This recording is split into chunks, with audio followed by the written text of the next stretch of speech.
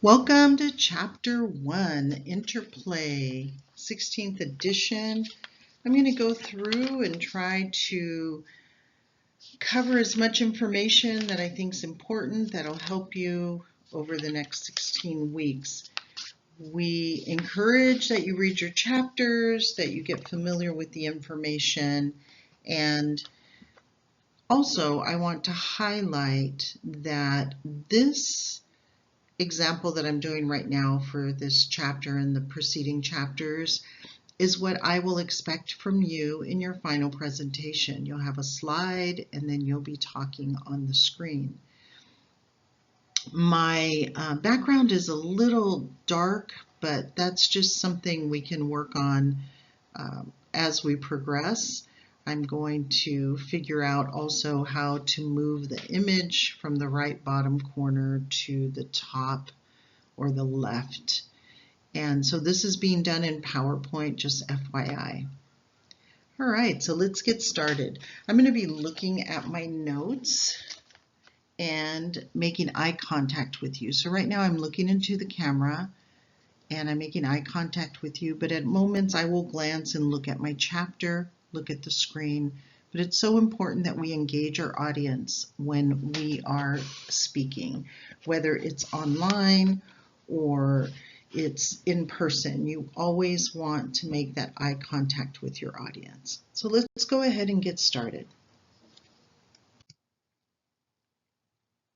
Why do we communicate? What does the communication process involve? What makes communication interpersonal? And what is communication competence? Well, we're going to talk about these.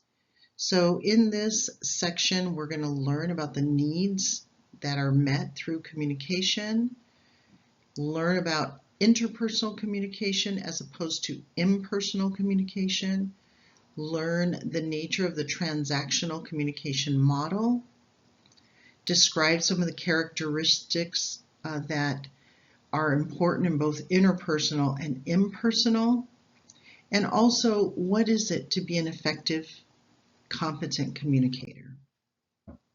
So we communicate to meet 4 primary needs, and those primary needs are the needs that we don't even think about it. Like can be having a conversation and you won't even think about that you're trying to meet a social need or an identity need.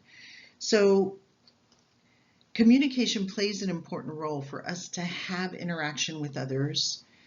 We can maybe try to be alone all the time because people frustrate us, but you're never going to be satisfied. You need to have these 4 needs met. So physical needs, for example, a physical need might be you're at a restaurant and you need your water refilled. So you ask the waiter or waitress to get you more water. May I please have my water glass filled? Identity needs. Identity needs are an interesting approach in communication because it's part of our survival. It's the way that we can maybe get validation from others. Our identity is validated through our interaction with others. And I think identity is important, not to seek others to affirm who we are, but to kind of blend in with it. Everything has to have a good balance. And so it plays an essential role in shaping our identity when we have interactions, for example, with our peer groups. That's part of our identity. Or when I interact with other communication professors at different levels, that validates my identity as a professor. So you do seek identity validation through communication. The other reason why we communicate is for social needs. So social needs are the interactions that we have with others, having the link of quality communication. I'm in my senior years. I live in a senior community, and If we lose track, we can spend a lot of time alone, and that can even happen when you're younger, that you're so busy, you're committed to what you're working on. You may have a project, a personal project. You may be an entrepreneur, and you're just focused on getting that done, working in the grind of it. But you do need social connections. And it doesn't mean that you have to talk with people all the time, but we need ongoing relationships. And there is a study in our book that paired strangers to get to know each other. And through these conversations, they asked how participants were feeling, and some of them said that they felt a little bit happier or that their mood changed just interacting with a stranger. So it suggests that as human beings, we have social needs, we're social creatures, and we benefit from that interpersonal interaction. Then we have the practical need. So the practical need would be to utilize your listening skills, being attentive, having a large repertoire of skills to be able to respond to people, having critical thinking, being able to empathize with people. Those are some practical, basic needs that we can interact with on our communication. So each of these needs are important to why we communicate. And when we think about our communication skills at work, they're just as important as they are outside of work. And so we hope that through these skills, new knowledge, exposure, application, that you will begin to understand communication and consider its value and importance. And Maslow identified some of these needs, and his categories, as we've learned about them, the basic needs like physical is air, water, food, right? And so as we go through each of these needs, we can see the connection to the self-esteem, self-actualization, and the physical needs. So they all align. This is a short video regarding those needs. This is focusing on doing life alone. So I'd like you to come back and watch it. You may have an assignment and a discussion to respond to it. So I encourage you to come back and watch it. It's a YouTube video, so there might be an ad for about 5 or 10 seconds. I hope you enjoy it. So why do we communicate? So we talked about those 4 needs are why we need to communicate, but throughout our different relationships, what needs are being met? So I'd like to encourage each of you to have like a spiral notebook for the class. And as you're listening or reading, I want you to jot down notes. So I jot down ideas. For example, I said, oh, the doing it alone video. I'm going to make myself a note to make that a discussion. So it's really helpful. And in the margin, I might put a note that it's from chapter 1 so I don't forget. So just a few little tips for you. So there's that dark side of communication also, because we're all going to experience loneliness. We all need some isolation. I know myself, I need quiet time. But it's also important to find that balance. So since the epidemic that we had with COVID, many of us were not able to handle that shift. Consider maybe writing in your spiral notebook, how did you feel? What did it make you feel like? And were you able to communicate or making the adjustment? How did that make you feel? So the communication process is a process that scholars have debated for years. And in the early models, it was a very linear model. And what that meant is that it goes from sender, message, receiver. So it's just one way. But over the years, we discovered that there's feedback going on. So even though I'm recording this, I'm giving you information, and when you engage in this conversation, you'll start having feedback, maybe jotting down notes, or you'll pause and say, oh, this makes me think about something. So communication is reciprocal. So the transactional communication model, which has 6 main components, is the model that we rest with today. And it's an important model for you to look at and recognize. Very simple model, but very important. So we have 2 speakers represented in environment A and B. And we state those environments because it's different. If we were having a phone conversation, I would be here in my space, you would be in your space, right? And so our environments might impact how we're communicating. If it was really loud here, I would maybe have a challenge with making my voice clear to you. There are just so many things that come into play. But that also impacts the noise. So each environment for each of the speaker receivers is impacted by the noise, and there can be various levels of noise. So right now we're just going to focus on physical noise, like if my phone were to ring or something like that would happen. In the center of this, we have messages, and some of those messages are also identified as the channel message. What did we do? That's the channel to get the messages across. So think about a boat crossing through a channel of water, and to get from one side to the other, right? So there's messages going back and forth, and those messages can be face-to-face, on the phone, it could be through texting, it could be through an email. There are various channels for messages to be delivered. And then in the circle, there is the sender-receiver. So on each side, we have a sender and a receiver because it's transactional. So we're communicating, constantly communicating.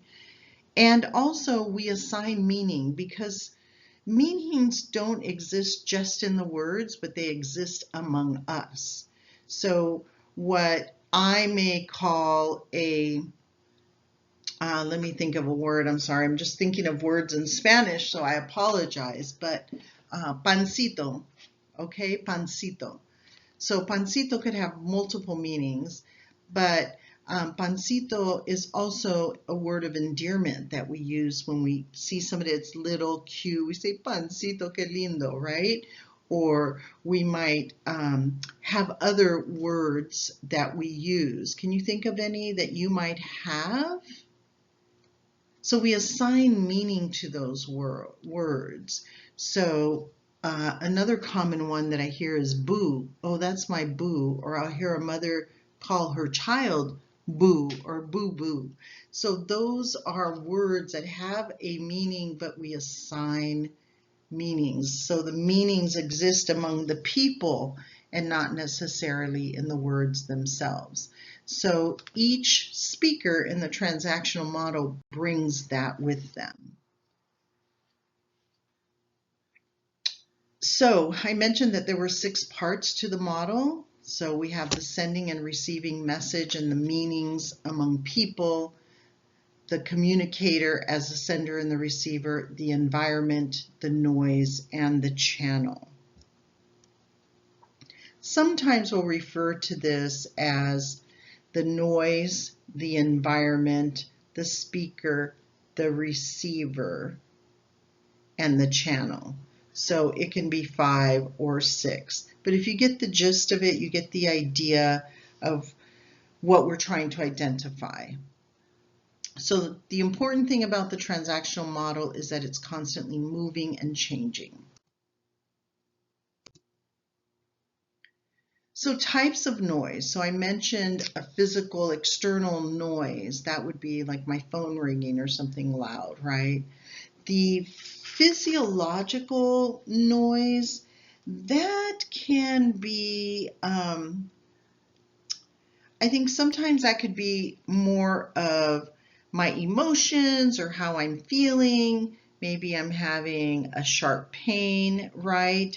Or anything that's kind of biologically influenced. And then the psychological noise refers to those thoughts in our head. So I'm having a conversation with you about not turning in an assignment on time, and you're trying to share with me what happened, that you had all these things happen, and in my head I'm thinking, well, why didn't you make the time to reach out to me? So that's noise in my head because I'm starting to judge you. I'm starting to make an assessment of what I'm thinking without allowing you to complete your thought. So external, physiological, which is more on the biological, and the psychological are different types of noise.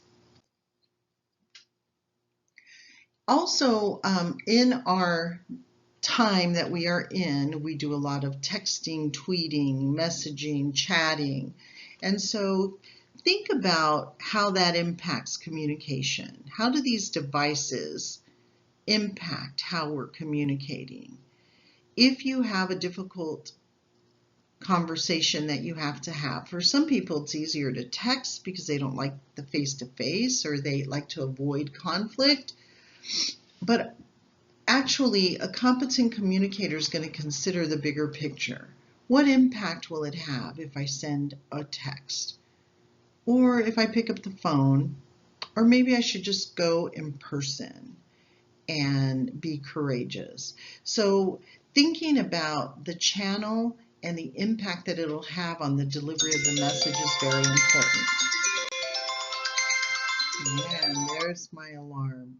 So that was some external noise. So the communication principles, it's important to know that we're always going to have misunderstandings. There's always going to be misunderstandings. Remember that the meanings are in people and not necessarily the words themselves. So the principles that tie in to communication and the transactional process, they're important to identify. So the basic communication principles are that communication is transactional, that it's intentional or unintentional, it's irreversible, and it's unrepeatable.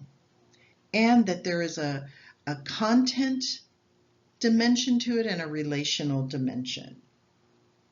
So we did talk a little bit about the mutual influence, the transactional interaction that takes, it's moving back and forth. And in that, sometimes we can have an unintentional message. So I can have a conversation with you and we're just chit-chatting, and in the back hall here, there's someone else there, and I'm sharing with you about this person. And they happen to hear us talking, and instead of coming in, they just stop and listen. That would be an unintentional message being delivered. That's just one example. Also, knowing that whatever you do, sometimes just remaining silent is best. So just remember that, because communication is not reversible and is not repeatable. So once it's out there, it's done. It cannot be repeated. We have a lot of gestures that come in with it. You just can't repeat it. And then we have content dimension and we have relational dimension. The content involves some explicit request. Like, I would like to order a cheeseburger. That's just content. It's also meeting a physical need. The relational dimension of that message would be, I go to the same restaurant 3 times a week at the same time. So the same person is taking my order. And the 3rd time I pull up, they go, hey, hi Doris, how are you? Are you getting a cheeseburger today? Yes, I'd like a cheeseburger. So now we have a relational dimension. We've made a connection. So think about about those interactions that you have had and maybe jot down one of those interactions. Was it relational or was it content? Misconceptions. We always think that communication makes things always better. We're always seeking understanding. We're always making things clearer, but that's not true. And sometimes talking too much can really mess things. It doesn't solve anything. So a misconception of communication is that it doesn't always seek understanding. More communication is not always better. Communication does not solve all problems. And effective communication is not a natural ability. That's why we're in this class. We're learning to be competent communicators because we need to understand our own behaviors before we can step into someone else's behavior. And it's so important that we learn not to be critical, but to be more empathetic and understanding, and we will have more successful outcomes. So think about the misconceptions or a misconception that has impacted you. What might that look like? Jot it down. So you want to think about the time that you were trying to help your sister with an issue that came up and you jumped in and you wanted, no, let me explain it. I saw it. I have a different perspective, and you're thinking you're helping, but you're not helping. So think about an incident where you thought you might have been helping, but you know in the end you weren't. So what are some of the characteristics that we need to understand about communication? So communication is unique, it's interdependent, it involves self-disclosure, and self-disclosure is being able to share something very personal, something very intimate, something quite qualitative, a lot of quality in that communication, and then an intrinsic reward. It's an exchange that takes place and there's a little payoff. That might make it impersonal, but to make it interpersonal, the payoff may be greater, like an engagement maybe. So it's important to understand that in interpersonal communication and impersonal communication, these 4 points help us separate what they are, what the experience of inter and imper.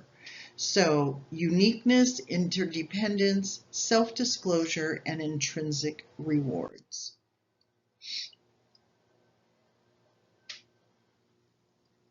So think about the impact that you might have noticed on an interpersonal relationship that was missing that interpersonal connection. Was it missing the uniqueness? Was it missing self-disclosure? Were there any rewards?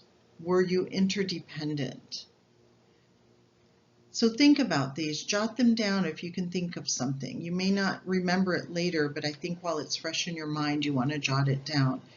You will refer to these notes to help you write your essays. That's why I'm encouraging you in Chapter 1 to write things down. I may not continue that in the rest of the chapters, but I just want to get you started on the right foot. So here's a diagram showing us impersonal and interpersonal. So remember, impersonal really, it leans a lot on the physical need. So it's just basically scheduling an appointment, answering questions on a survey, making a request for a food order. Whereas interpersonal, there's going to be more engagement, more commitment. There's going to be self-disclosure. So there is an important balance that we need in interpersonal and impersonal because you're going to have both. You can't escape them, but you need to have a balance. You don't want to be overly impersonal and you don't want to be overly interpersonal. So you've got to find a balance, and you've got to be able to define the relationships so that you understand what those needs are. When you're alone, how do you balance that? What do you do? How does social media play an impact? So making sure that you recognize that you need the balance. You need some alone time, but you also need to connect with others. So on online chats, when impersonal fails, what happens? Customers look for an online chat response from a customer service agent. We're tired of dealing with Mia. Mia's at like a ton of different companies, but we want to have that interpersonal interaction. We're tired of the robotic, impersonal responses. So think about these pros and cons with impersonal and interpersonal. Jot a note down. What do you prefer?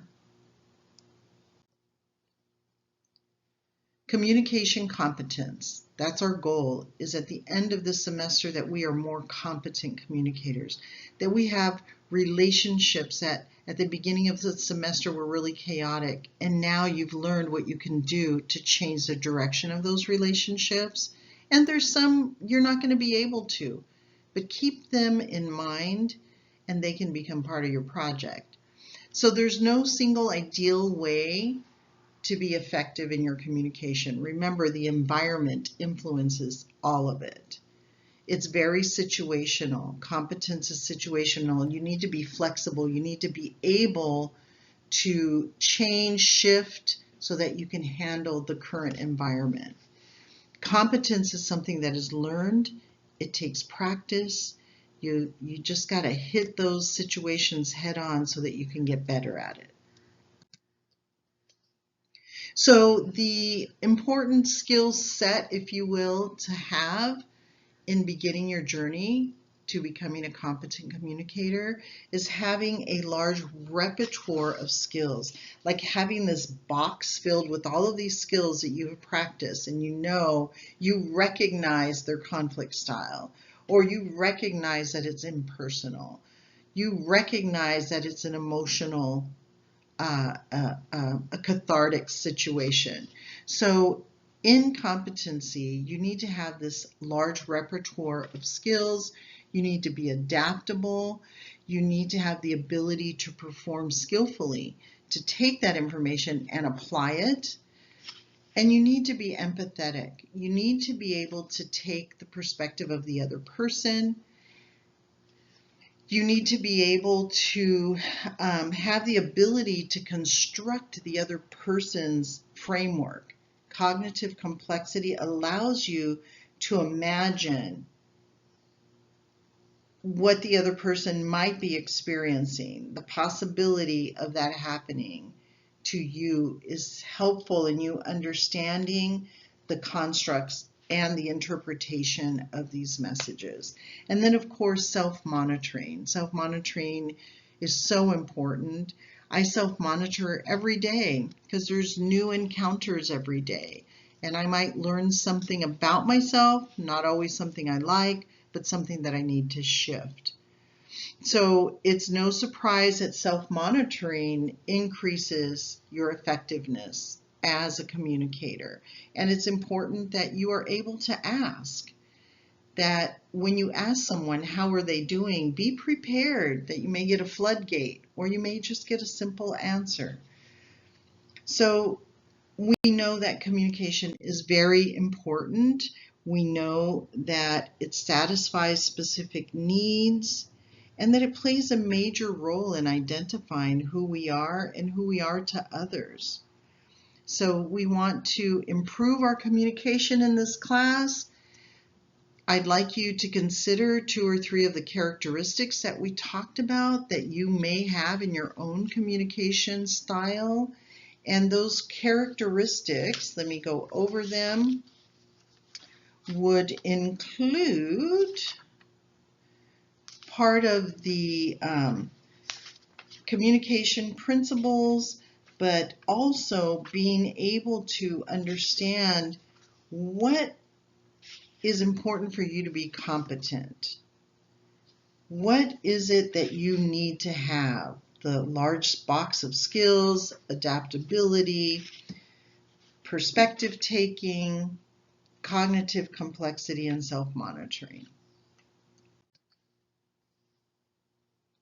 So think about an example of when you were interacting where you had to use cognitive complexity, where you were in a situation and you had to think about somebody else's circumstance, maybe somebody that didn't have any filters, and you were in this situation where you had to try to understand where they were coming from, even though you didn't understand why they would say that. There's always another side. I believe there is a third side to everything. Then think about, who do you know that might be skillful? Or maybe you don't know anybody that is. There's always like a little bit of pressure, arguments, there's unsuccessful communication going on around you. And maybe it's time for you to be a self-monitor of yourself. Now, I don't want you going out there and trying to monitor other people and say, hey, my textbook or my professor said. We don't want to do that. But guide them, help them, test it out without them knowing and see if the results actually are true. So use this as your own project. So I just want to remind you, jot down any ideas that are coming to your mind, and you'll be able to refer to them in your content analysis and in your final project or your reflection essays. So in this final couple of slides, there is another video here that I hope you enjoy watching. I'd like you to think about how you would evaluate this person's communication competence, and should they have filters? Are filters good? What are the pros and cons of self-monitoring? So today we went over the needs of communication. We talked about the transactional model, the nature of it, what principles governed it, the characteristics of interpersonal and impersonal, and identifying what does it take to be an effective communicator. See you next time.